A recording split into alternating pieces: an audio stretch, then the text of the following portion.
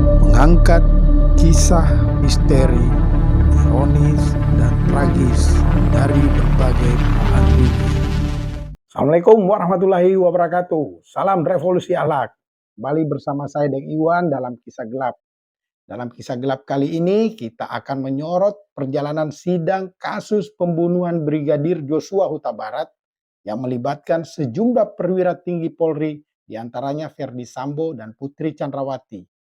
Sebagian menilai kasus yang awalnya berjalan lancar dan baik ini belakangan berjalan berbelit-belit, alot, bahkan bias dari dakwaan. Akibatnya, para terdakwa dimungkinkan untuk bisa bebas pada awal Januari 2023 nanti. Dan Ferdi Sambo kita tahu pada saat di Mabes Polri sebagai Kadif Propam dan Ketua Satgasus Merah Putih sempat menangani sejumlah kasus besar yakni kilometer 50. Apakah itu bisa menjadi kartu truf Ferdi Sambo agar bisa lepas dari jerat hukum terberat dalam kasusnya? Kita ikuti dalam kisah berikut ini. Jangan lupa subscribe dan share sebanyak-banyaknya. Yuk kita nonton.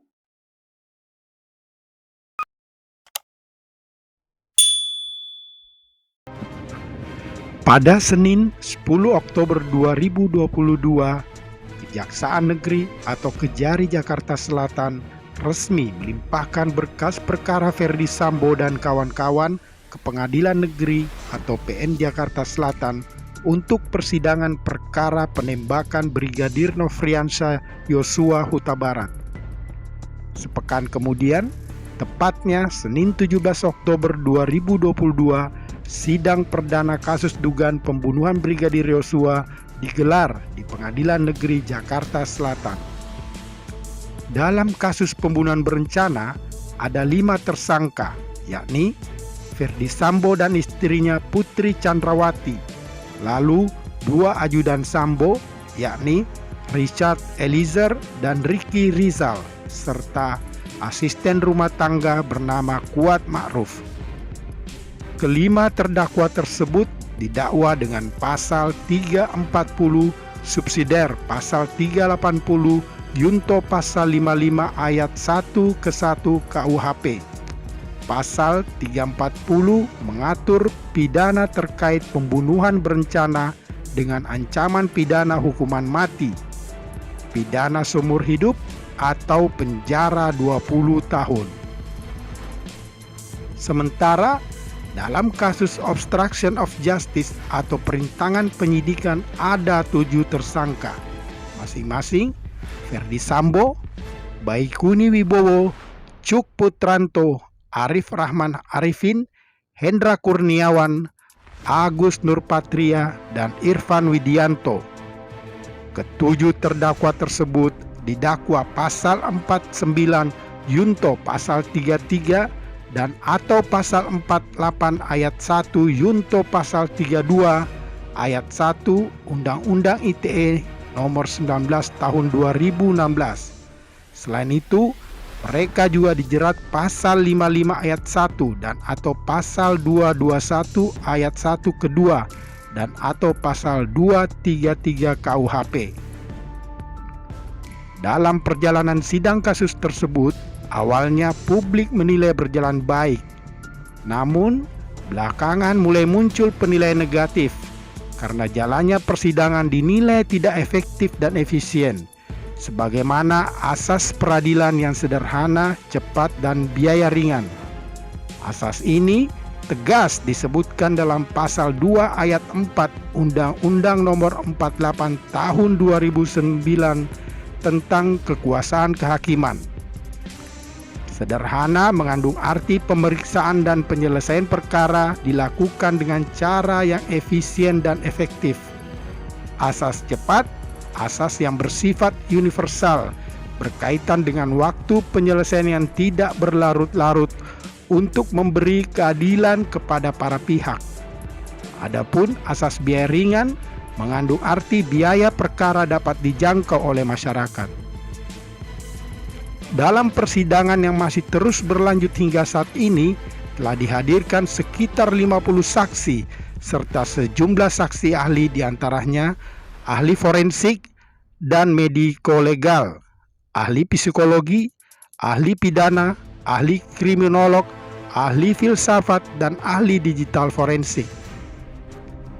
Mantan Kabar Eskrim Polri Komjen Susno Duaji dalam pengamatannya menilai persidangan tersebut berjalan tidak efisien, bahkan cenderung melenceng dari dakwaan. Karena banyak hal tidak relevan dengan perkara yang diperiksa dalam persidangan.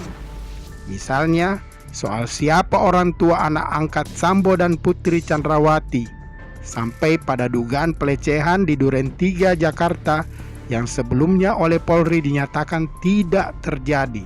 Ya, jadi saya sangat sependapat ya bahwa sidang ini awalnya bagus gitu.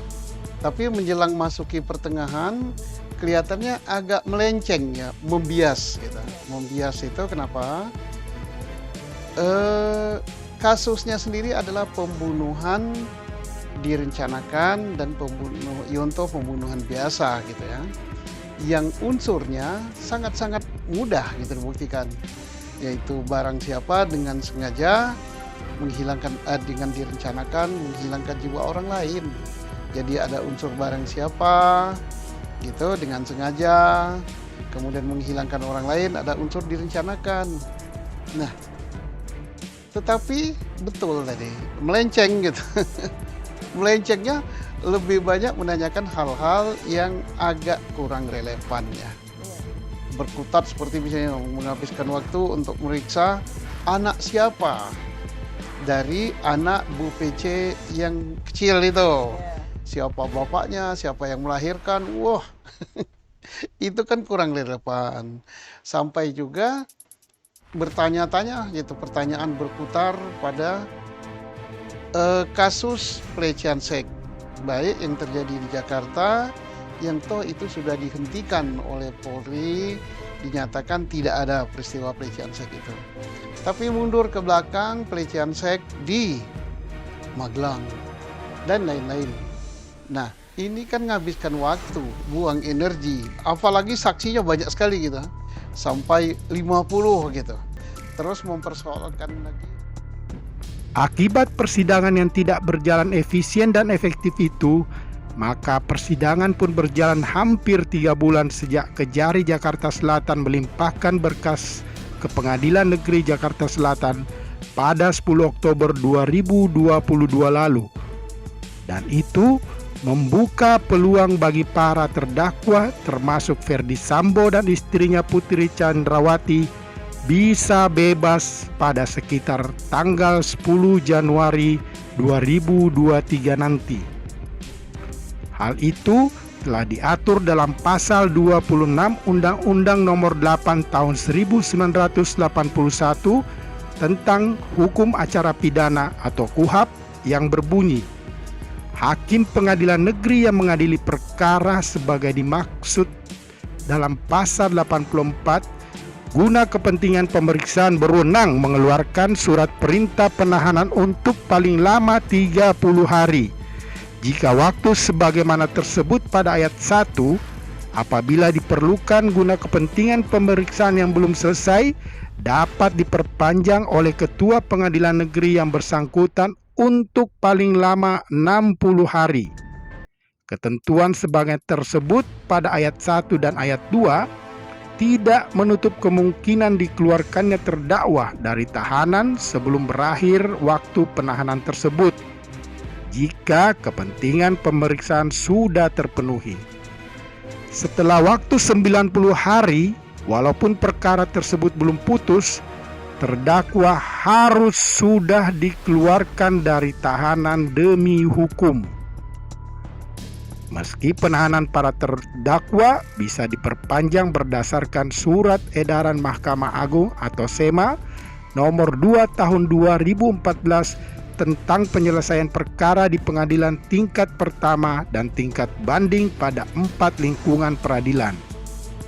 Pada surat edaran tersebut mengatur penyelesaian perkara pada pengadilan tingkat pertama paling lambat dalam waktu 5 bulan. Jika terdapat keadaan tertentu yang membuat perkara memakan waktu lebih lama dari 5 bulan, maka majelis hakim harus membuat laporan kepada ketua pengadilan tingkat pertama dengan tembusan kepada ketua pengadilan banding dan ketua Mahkamah Agung. Apakah Ferdy Sambo, Putri Chandrawati, dan terdakwa lainnya bisa bebas pada 10 Januari 2023 nanti? Atau akankah mereka mendapatkan sanksi pidana paling ringan?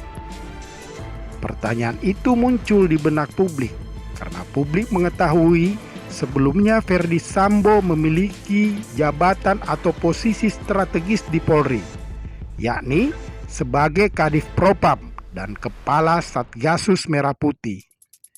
Ferdy Sambo sempat menangani sejumlah kasus besar, di antaranya kasus kilometer 50 yang menewaskan 6 laskar FPI pengawal Habib Rizik Syihab pada 7 Desember 2020. Dalam kasus ini, Ferdy Sambo mengerahkan 30 anggotanya. Kasus kilometer 50 ini bukan hanya jadi perhatian publik dalam negeri, tapi juga disorot internasional. Bahkan Amerika Serikat melalui Kementerian Luar Negeri Amerika Serikat mengeluarkan laporan berjudul 2021 Country Report on Human Rights Practice Indonesia. Dalam laporan itu disebutkan kasus kilometer 50 tergolong unlawful killing atau dugaan pembunuhan di luar proses hukum melibatkan aparat. Masih menurut laporan itu, kasus unlawful killing jika diusut akan gagal mengungkap fakta sebenarnya. Nah, pertanyaannya, mengapa pengusutan kasus kilometer 50 yang tergolong unlawful killing gagal mengungkap fakta sebenarnya? Apakah karena ada kepentingan besar yang menyeret elit? Lalu, apakah kasus kilometer 50 ini menjadi kartu truf Ferdy Sambo untuk membantunya keluar dari jerat hukum terberat dalam kasus pembunuhan Joshua? Mari sama-sama kita pantau jalannya persidangan kasus pembunuhan Joshua tersebut hingga selesai. Demikianlah kisah gelap kali ini. Sampai bertemu dalam kisah gelap berikutnya. Wassalam.